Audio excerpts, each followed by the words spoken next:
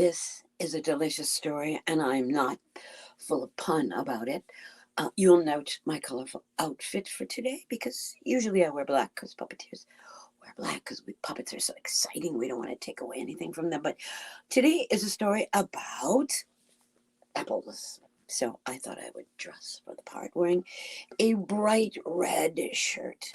That's the way I feel about this incredible story and this incredible legend that we are talking about today. So, allow me to expound just a little bit about the character and the book and the value of eating well. It's all about that.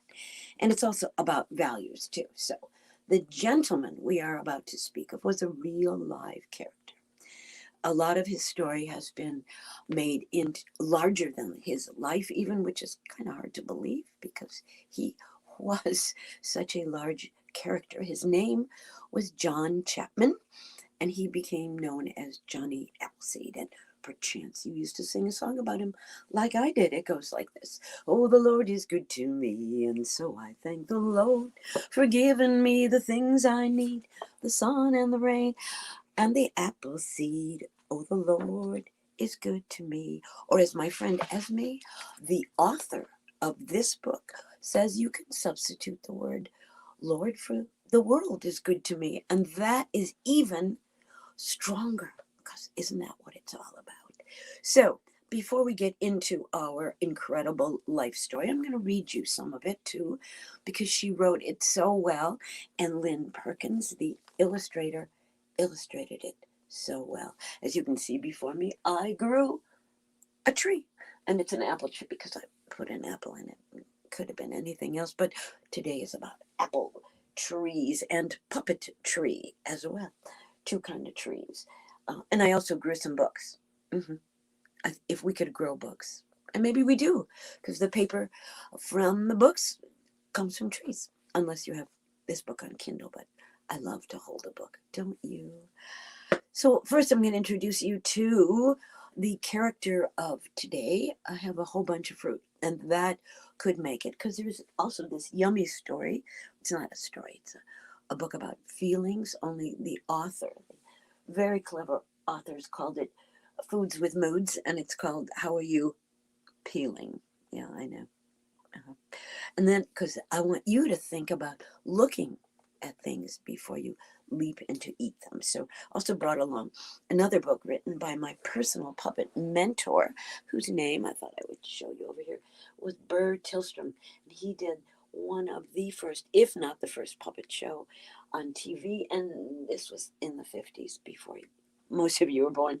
And it was called The Dragon Who Lived Downstairs. And wouldn't Burr have loved it if you made a puppet before you ate this incredible thing called the dragon fruit? And to tell you the truth, I, Marilyn Price, I have never tasted dragon fruit, but I'm game. And doesn't it look like something awesome? So what I would do with this, after I figured out a recipe, is add a couple of eyes and make it into a puppet. So here it is. The dragon who lived in the refrigerator. It's kind of scary, huh? So I'm going to put it back in my fruit bowl because it really scares me. And then, of course, you could have a story about an orange, or learn about the color orange, and that would be good. And look at, it's got a navel and everything. Oh, and then there are, of course, stories about bananas, or you could use them as a hello, hello, are you there? Oh, puppets, puppets. It's all about the puppet. But if you did bring an apple, before I read to you about John Chapman, born in 1774 in Massachusetts. He died in Indiana. Oh, and by the way, this is sheer coincidence, I'm sure. September 26th, which is 2 days after we are filming this story, is Johnny Appleseed Day, because that's the day he was born. But here is an apple.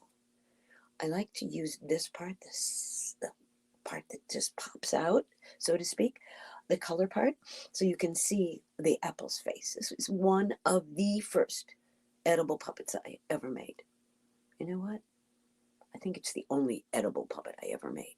So I take back what I just said. And apples, an apple a day keeps the doctor away. So unless you happen to be partnered with a doctor and you don't want to keep the doctor away, or maybe you are a doctor, but whatever, apples are really good for you. And some people don't like the peels and some do. Some people like the apple dipped in caramel. Some people like it sliced up, like my friend the author, and made into apple pie. Oh, by the way, a la mode, which means on the side. And you know what the mode is? Ice cream. So here's what you do. We're going to take 1, 2, 3 bites, 2 next to each other, a little bit farther apart, and then 1 slightly down, like a little triangle effect, 3 small bites, and then we're going to take a half bite. What does that mean, Marilyn? We're going to take a half bite so that the skin stays on the apple, makes like a flap. So, excuse me, I hate to eat in front of you, but I'm going to do that. So a little tiny bite, and I'll show you what I did. Mm-hmm. 1 eye. You want 2 eyes, Mr. Puppet? You do? Okay. No. I did a really bad job. I'm going to own that. 2 bites. Mm-hmm. And then, I'm going to make, it's a really good apple. This is a Honey Crisp. Do you know how many different varieties of apples there are? I don't. There's its nose. How's that? You like it? Okay. Now, 2 eyes and a nose. And then, this is a tricky part because I would love to eat this. I'd actually like to eat this whole apple, but I'll wait till after the story. And now I'm going to bite into the apple. But I didn't bite all the way through. And you know what it gives me? It gives me a movable mouth. Would you like to say good morning? Good morning. Oh, that's a rather low voice. You okay? I'm delicious. No, you're not. You're Honey Crisp. Should I call you Honey? You can call me Honey. Oh, good. You can call me Marilyn. Hi, Marilyn. You want to say hello to the audience? Hello, audience. I am a talking apple. Do you fall far from the tree? That's another apple expression. Are you saucy? I could be.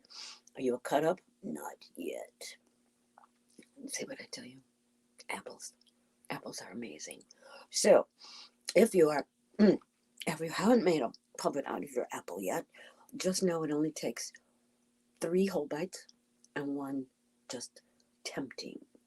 All right, Mr. Apple, would you like to sit here and listen to the story? Because I'm going to read some of it and show my community out there of listeners and watchers the story.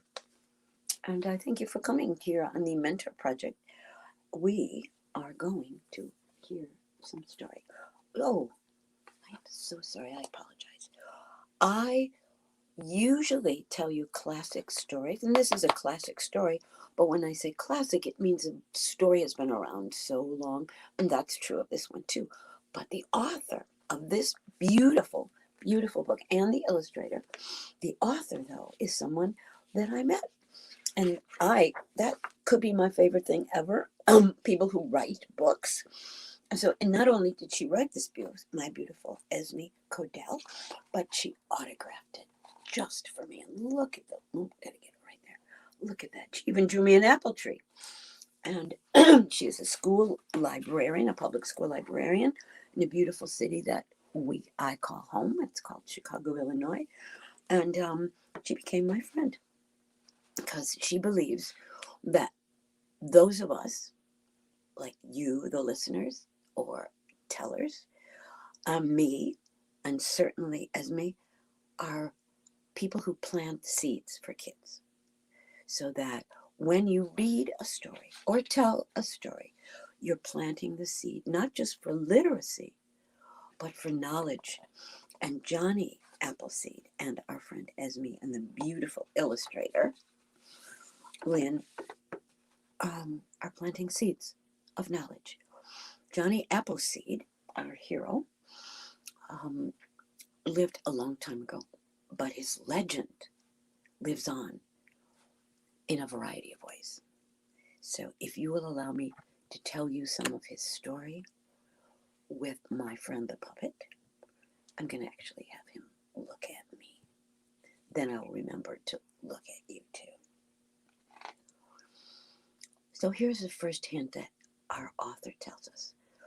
And it is September. The leaves are about to change, like the leaves in my tree.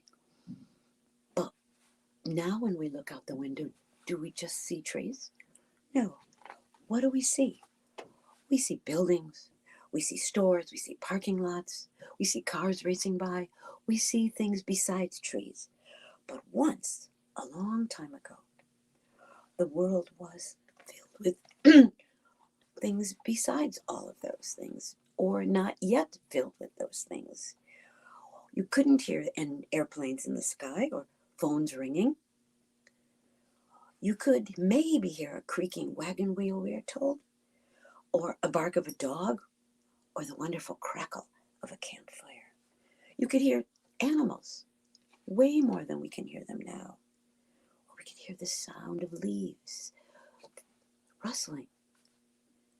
This was a long time ago, in a quiet, tree-bowed, tangled world, before cement was poured and before the lights were turned on.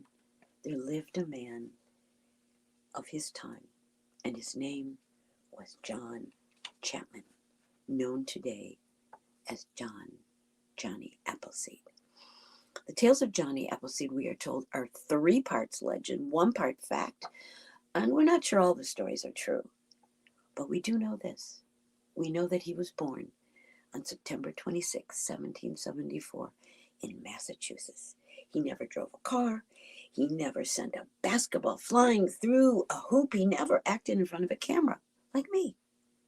He never wore a medal. He grew apples and offered them to the pioneers who were heading west. But so what? So what, we are told? A farmer? Why should we remember him today, more than 200 years later, and call him a hero? Why? As we are reminded in this beautiful book, he lived by example. Of the many footsteps he took across this frontier, from coast to coast, he left 5 examples for us to fill. Use what you have, share what you have, respect nature, try to make peace where there is war, and you can reach your destination by taking small steps. No one is certain why he began his work of planting apple trees. He claimed that spirits and angels told him to be a messenger of peace and to grace the way to the west with an offering of fruit. What we do know is that by doing this small act of planting seeds every day, Johnny Appleseed changed the landscape of our nation, seed by seed, deed by deed. Most apples around the start of the 19th century were grown for making cider. John Appleseed started his nursery of apple trees by obtaining apple seeds from the owners of the cider presses in western Pennsylvania. They were going to throw the seeds away anyway. So this is how he dressed, in the spirit of using what you have. He dressed in coffee or potato sacks, or wore used clothing that was given to him by people trading for his trees. Some say he carried his tin cooking pot on his head like a hat. He certainly had a style of his own. Not only did he use what he had, but he also shared what he had. If there was a legend told, that he not only had a strong affection for reading, but he shared all of his books. He could sit down and gather children around and tell them stories from his books. And he shared those books. He was always sharing. He shared the seeds, he shared his stories, and he respected nature. He lived in peace with the animals. Legend has it that he once released a wolf from a trap, and for a long time afterwards, the wolf tamely followed him wherever he went. Another time he noticed that the campfire was singeing, that's a hard word to say, the wings of mosquitoes. So he doused the flames in order to save the insects. Not sure I would do that, but he loved all creatures, great and small. He would, if he ever saw an animal being abused, he would bring it back, buy the animal, bring it back to health, and then set it free. He was known to have killed a rattlesnake. And he felt really badly about it, but he was saving himself. Now, in those days, there was a different kind of war brewing, and it was usually between the Native Americans and pioneers, but he was trusted by both. And he always warned the other side if something was going to be happening that would affect them.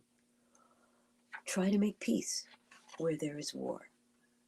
He journeyed miles across on his own 2 feet, walking, or sometimes he went on a canoe.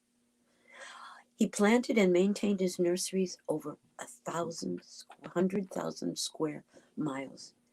The trees flowered and fruited across the Ohio River Valley, and they were shared and carried off to homesteads near and wide. On a very cold night in 1845, he caught pneumonia and he died. He was 74 years old, which in those days, 71, in those days was a long and good life.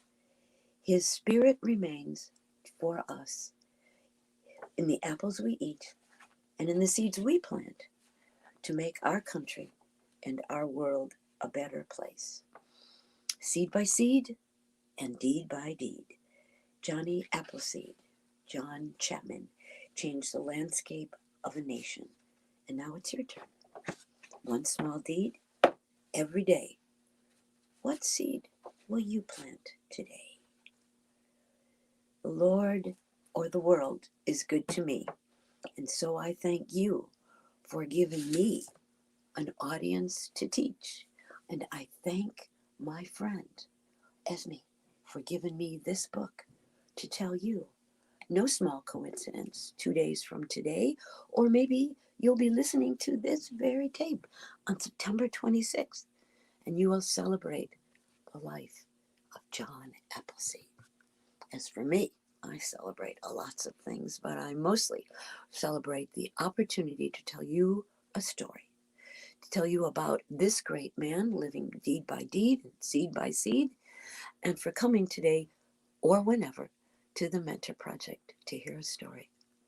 I wish for you a healthy, happy day, a day filled with good deeds, a good day, a day of seed by seed. We are thanking the Mentor Project and the Kaufman Family Foundation and Tri-Braining Inc. for giving us the things we need, the sun and the rain and the apple seed. And that, my friends, is the truth. Thank you for coming.